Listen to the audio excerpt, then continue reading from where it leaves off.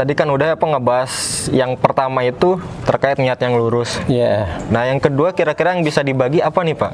Tips atau adab bagi orang yang mau menuntut ilmu? Yang kedua dalam kitab Ta'lim Muta'alim itu cerdas ya dalam memilih guru, dalam memilih ilmu, dalam memilih teman, dan teman juga pengaruh ya Pak? Iya, dan yang selanjutnya harus sabar ya, harus tabah dalam menuntut ilmu itu ya, memiliki ketabahan dalam belajar.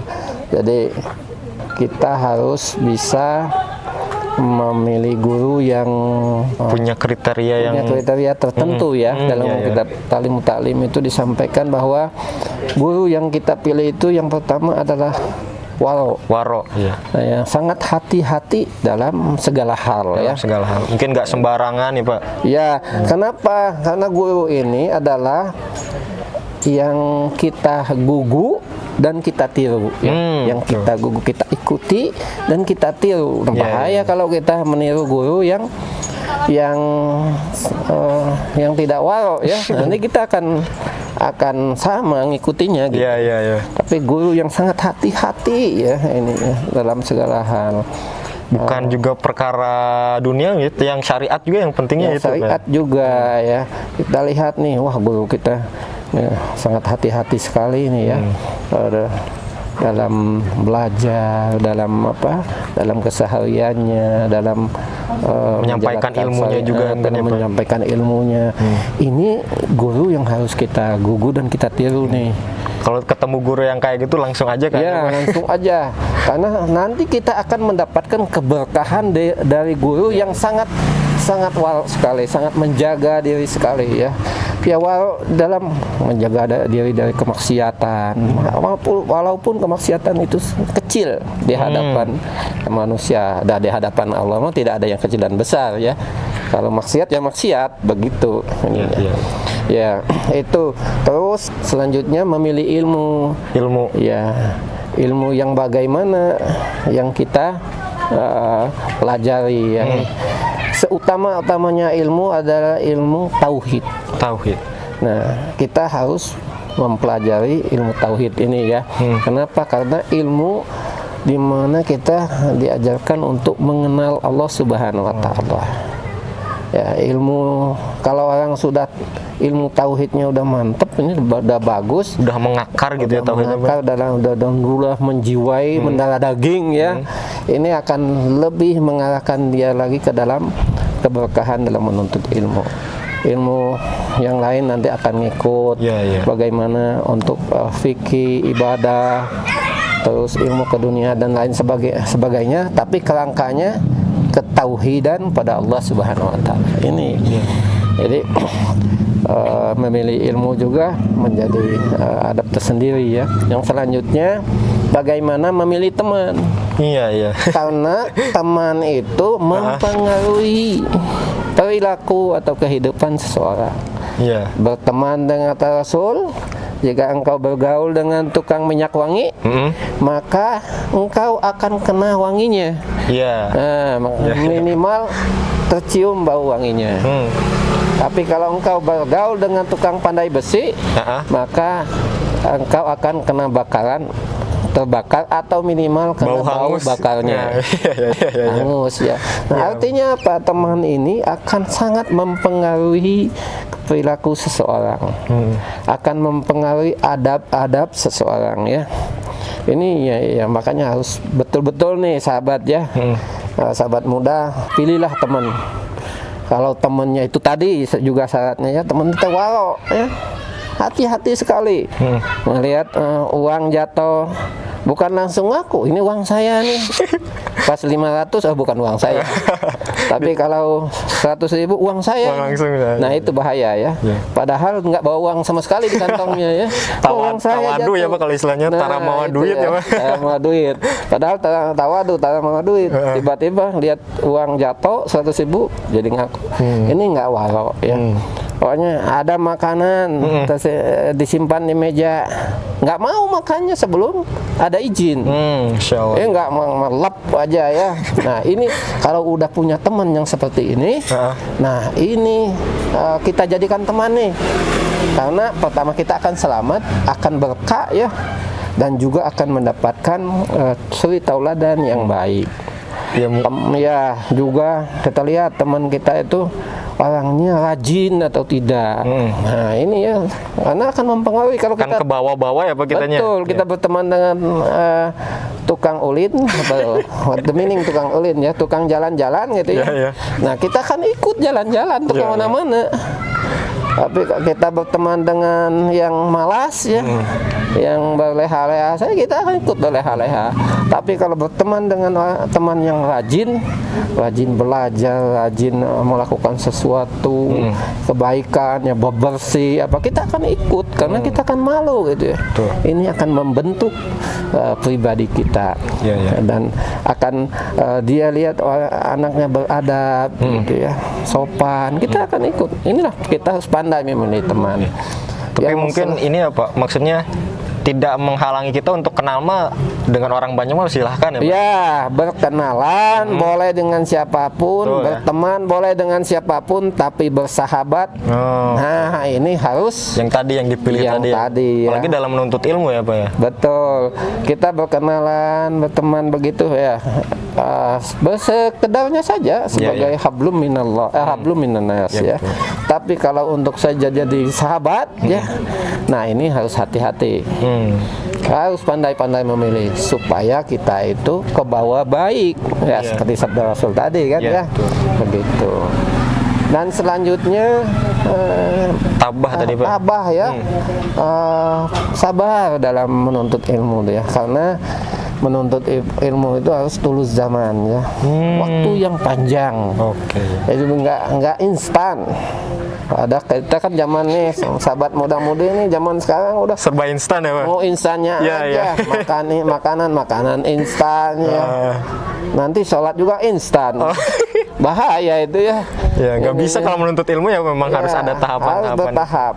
Karena selain memahami, mengetahui, memahami, dan bagaimana menjadi kebiasaan atau perilaku kita, yaitu untuk mengamalkannya, ya, mengamalkan ilmu itu. Kalau hanya tahu mungkin sebentar, tapi proses pendidikannya inilah yang menjadi terpatri dalam kehidupan kita. Inilah yang perlu waktu yang panjang ya. Ya makanya dalam belajar itu nggak ada batasnya. Ya, kata Rasul, tuntut ilmu mulai dari buayan hingga ke liang lahat, nggak ada berhentinya. Kalau berhenti ya stop di situ, kita hilang. Apalagi zaman sekarang berhenti menuntut ilmu, wah udah ketinggalan update-nya ya. Betul. Udah nggak update lagi. Jadi menuntut ilmu itu tidak ada batasnya. Dan mungkin juga harus yang panjang, endurance-nya harus kuat. Ketabahan tadi ya Pak, kesabaran ya. Betul. Dan mungkin juga yang sering AA katakan mungkin ya Pak, mungkin bisa dikoreksi juga sama Pak Yunus, bahwa kalau kita tuh harus jadikan setiap orang yang kita temui itu sebagai guru ya Pak. Betul. Setiap pertemuan, setiap waktu itu jadi kelas gitu. Iya, itu boleh ceritain nggak maksudnya gimana Pak? Iya. Jadi yang disampaikan Hakim Adeda ya. Jadi setiap saat kita itu adalah harus belajar ya. Di mana kita berada, jadikan kelas kita. Jadi artinya apa? Harus kita dapat belajar. Sedang kita berada di sini nih, harus jadi pembelajaran nih. Banyak yang bisa kita pelajari. Di dalam lingkungan kita tuh banyak hal yang bisa kita pelajari. Ya, jadi ilmu kita semua di tempat itu, dimanapun kita berada, kita akan melihat semuanya. Kalau kita ketika berada di tempat ini, kita menjadikan tempat kita ini adalah kelas. Yang ada dalam pikiran kita itu, apa yang bisa saya dapat pelajari di tempat ini? Cari hikmah, cari maknanya apa? Ibroh ya Pak ya? Ya, ibrohnya, pelajarannya apa dari setiap tempat itu. Kita setiap orang adalah guru. Kita bertemu kepada siapapun, dia adalah guru kita. ini yang luar biasa ya. Kalau kita sudah posisinya, wah saya ini pendidikannya lebih tinggi dari dia nih. Wah itu mah udah terpercik dalam hati ya, Pak? Kita harus menyediakan gelas kosong. Posisinya ketemu dengan orang gelas kosong. Saya ketemu dengan Kang Jian gelas kosong. Saya banyak dapat pelajaran dari Kang Jian ya. Jangan salah. Kalau kita gelasnya kosong, kita siap menerima ilmu-ilmu apapun kepada siapapun. Kita bisa lihat ketemu dengan orang, oh kalau pakaiannya begini di tempat seperti ini jadi apa? Jadi pelajaran bagi saya. Nggak cocok ya. Nah itu ilmu. Kita bertemu dengan orang, kalau dia bicaranya keras kasar gitu, nggak nyaman saya ya. Berarti saya harus lebih belajar menempatkan diri tadi ya, Pak? Iya itu ya. Begitu terus dengan siapapun kita bisa menjadikan dia adalah guru kita, adalah sumber ilmu kita. Dengan demikian kita akan dapat luas ilmu itu ya. Begitu juga tadi, setiap keadaan adalah ilmu. Oh iya. Nah ya, itu jadi nggak ada satu kejadian yang sia-sia gitu, yang kebetulan gitu. Batilah gitu ya, tidak ada yang sia-sia dalam kehidupan kita ini ya. Kejadian apapun adalah ilmu. Ilmu dicopet, ilmu. Oh, kenapa saya dicopet nih? Nah, gitu ingat dosa, ya, muhasabah. Ilmu. Oh, mungkin saya kurang sedekah ya. Terus, oh, mungkin saya menyimpan uangnya kurang hati-hati. Harus safety lagi nanti, kalau nanti simpennya harus hati-hati. Jangan bawa uang jangan bawa uang cash banyak gitu ya. Oh, simpen bisa dalam ATM gitu ya. Jadi banyak ilmu, wah taburan ilmu itu luar biasa. Makanya jadikanlah setiap tempat adalah kelas, setiap orang adalah guru, siapapun ya. Setiap kejadian apapun adalah ilmu. Masya Allah, sahabat muda ya luar biasa ini. Jadi hidup kita tuh hikmah, ilmu, nggak ada tuh sia-sia ya. Ya, Masya Allah ya, sohibillah semua.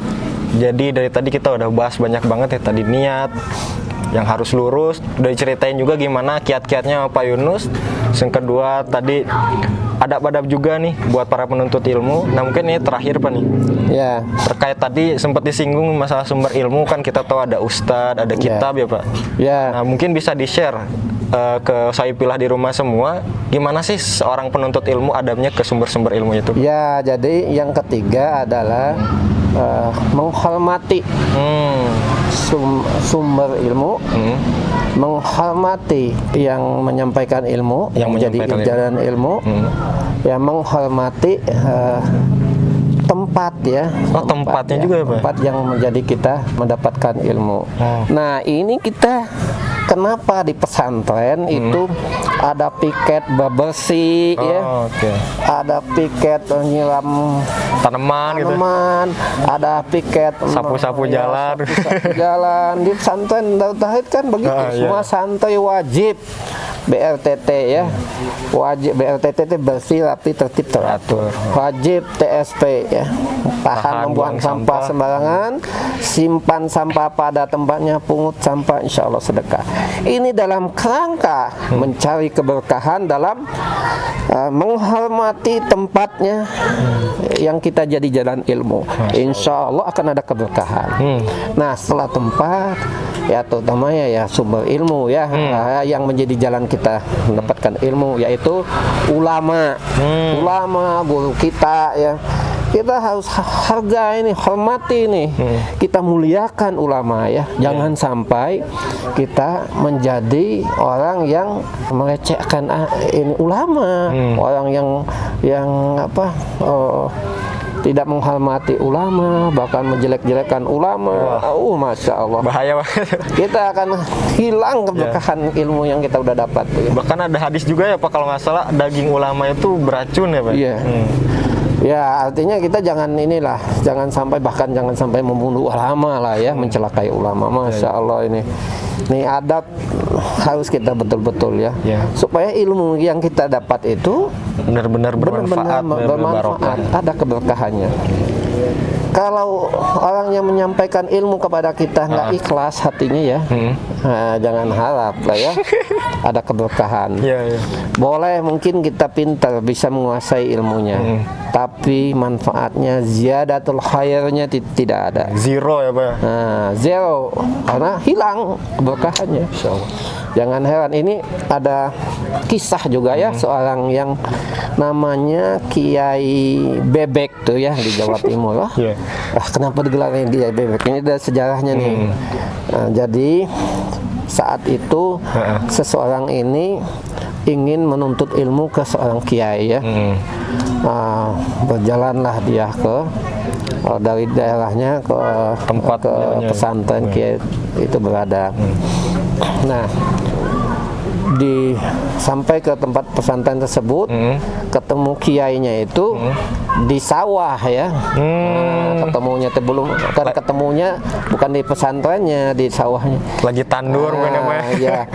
Nah, ceritanya kiai ini sedang ngangon membajak sawah ya? Bukan, mengangon bebek ya. Bebek. Apa ya bahasa Indonesianya? Gembala ya?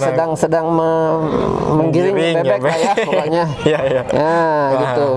Jadi ketika ketemu itu, Assalamualaikum Kiai. Waalaikumsalam warahmatullahi wabarakatuh. Kenalkan Kiai, saya si Fulan gitu ya. Saya ingin sekali berguru kepada Kiai ya. Oh, dari mana? Dari daerah sini. Benar Anda ingin berguru kepada saya? Iya, iya Kiai. Gini aja kata kiainya ya. Sekarang saya akan tugas pertama ya akan terima. Tapi tolong saya titip, kan kebetulan kiainya sudah ada agenda yang lain. Nah, saya titip dulu ya bebek saya, tolong dijaga. Kiainya sudah ada tugas lah ya, dakwah di tempat lain. Pulang kiainya itu lupa, udah sekian lama lupa aja kiainya itu ya, karena aktivitas ngurus santri dan lain sebagainya, lupa dengan yang sudah diangkat jadi muridnya ini, yang baru tadi. Akhirnya suatu saat ingatlah kiainya, astagfirullahaladzim kata kiai, saya lupa dengan si si Fulan yang kemarin tadi mau jadi murid. Akhirnya datanglah kiainya itu ke sawahnya, ke tempat tadi ngangon bebek gitu ya. Sudah sampai di sana sudah sekian lama kan ya. Akhirnya masih ada itu santri. Waduh, mohon maaf kata kiainya, saya lupa dengan Anda. Bagaimana Anda masih mau nyantai? Ya masih Kiai. Terus bagaimana bebek saya? Alhamdulillah Kiai, ini bebek Kiai sudah beranak pinak, bercucu ya, dan ini ya udah banyak sekali. Sampai laporan dia, ini semua bebek saya yang dulu saya titipkan. Iya Kiai, udah ratusan bebeknya ya. Sampai dia ceritakan, ini bebek Kiai yang dulu yang dititipkan ke saya, anaknya ini, cucunya ini, pokoknya silsilah keluarganya itu hafal ya. Silsilah bebeknya. Ya, kalau kita mah duriyah ya, zuriyah ya. Kalau Rasul mah kalau ini turunannya, turunannya ya, sampai hafal begitu. Oh, ceritakan sampai ratusan bebek tuh dicerita, ini anaknya ini anaknya ini anaknya ini, cucunya ini. Wah, terus akhirnya Kiai itu iya baik kata Kiai. Sekarang kamu pulang saja, dirikan pesantren. Wah, gitu. Kaget dia kan? Lah, kok belum nyantri? Baru ngurus bebek sudah disuruh pulang, suruh mendirikan pesantren. Dan alhamdulillah itu ya, pesantrennya besar dan Masya Allah. Santrinya banyak. Kitab yang belum dipelajari itu semua udah paham dia. Ini luar biasa ya. Dari adab terhadap ustadz tadi ya, terhadap adab ulama. Menghormati. Coba kalau kita tidak punya adab ya, udah ditinggalin tuh bebek. Ngapain nungguin bebek gitu ya? Ini kiai gitu ya, enggak. Niatnya mau belajar. Saya kesini tuh mau belajar ke kiai, malah saya ditinggalkan di sawah ini, dititipin bebek lagi gitu. Tapi dia masa saking adabnya, takzimnya kepada kiai karena sudah senang diangkat oleh kiai jadi muridnya, ikuti aja. Kita lihat juga ada ya, ini kiai di daerah Jawa juga bukan Pak? di sini nih. Masya Allah, Jawa Barat. yang kiai pertanian itu, Kiai Puat pesantren apa itu ya? Itu ada yang cerita juga beliau ya. Dulunya khidmat dengan kiainya itu ya. Kerjanya apa? Masak, nyiapin sendal kiai, nyiapin kalau kiai itu mau berangkat udah disiapin. Kebutuhan ustadznya. Ya, orang lagi belajar dia masak. Untuk apa? Untuk menyediakan makanan teman-temannya yang belajar dengan kesungguhan hatinya. Masya Allah. Walhasil sekarang punya pesantren, masih ada saksi hidup ya. Bisa silaturahmi ke beliau. Siap. Oh, Masya Allah itu ya. Beliau bisa menemukan formula untuk apa? Untuk pupuk organik. Tidak kuliah di IPB enggak, tapi bisa menemukan formula pupuk organik, bisa menemukan pestisida. Pestisida dengan ramuan, mohon maaf ya, air seni santri. Oh gitu. Jadi diformulakan jadi ilmu-ilmu yang lain itu ngikutin ya, Bu? Coba bayangkan nggak pernah belajar. Inilah orang yang takzim kepada kiai ya. Masya Allah, di Darut Tauhid juga kita lihat udah beberapa ya yang khidmat ke Agim, ke guru kita udah punya pesantren. Di sini kerjanya khidmat, tapi jadi kiai, Masya Allah ya. Allah itu enggak, udahlah nyari ilmu itu ya. Yang penting khidmat ya, Pak.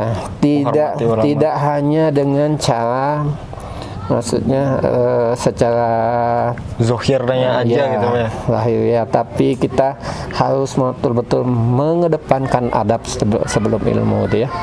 Harus betul-betul mengedepankan adab. Oke. Ya, sahabat muda bisa jalankan ini ya. Iya. Ini bisa kita di pesantren, di sekolah umum, hormatilah guru. Gini aja Kang Jian ya. Ada orang temen ya misalnya, dia itu ini sekali khidmat sekali ke Kang Jian. Kira-kira hati Kang Jian gimana kalau ada rezeki? Ridho gitu. Nah, pasti akan mikirkan ngasihnya gimana. Berapa saya harus kasih dia? Saya harus kasih banyak nih ke dia. Itulah.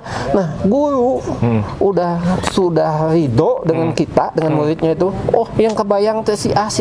Ketika dia doa, ya Allah, aku ridho ya Allah, ilmu yang Engkau turunkan kepada hamba ini untuk diberikan kepada, dipahamkan kepada murid saya si A ini. Ridho ya Allah, jadikan dia menjadi santri yang soleh, yang cerdas ya Allah, yang nantinya bisa mendirikan pesantren. Masya Allah, itu doa kiai itu ngegetar ya. Masya Allah. Nah, kita harus itu tuh, harus betul-betul ya. Oke, saya pilih di rumah. Wah, banyak sekali yang udah kita dapat dari Pak Yunus. Dari mulai tadi kita bahas-bahas terkait adab, pengertiannya, sampai tadi tips-tips dan juga adab untuk menuntut ilmu. Wah, sangat banyak sih ya yang kita sudah bahas. Sebelumnya nuhun pisan nih Pak Yunus sudah mau bagi-bagi lagi sama kita. Masih ada yang ketinggalan tentang juga sumber ilmunya. Nanti kitab mungkin, nanti kita mudah-mudahan bisa ya, kita bisa bahas ya. Mantap. Ini kitab juga dahsyat ini ya. Dahsyat sekali. Nah, mungkin itu saja di episode kali ini. Saya pilih di rumah semua. Mudah-mudahan ada manfaatnya dan bisa diamalkan ya Pak. Yang penting buat saya pilih di rumah semua.